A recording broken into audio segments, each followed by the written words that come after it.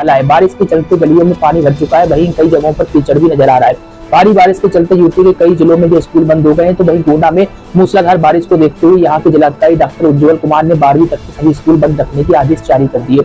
शुक्रवार और शनिवार को स्कूल यानी कि बंद रहेंगे। आज और कल रविवार साप्ताहिक छुट्टी होने की वजह से सोमवार को स्कूल खुले जाएंगे।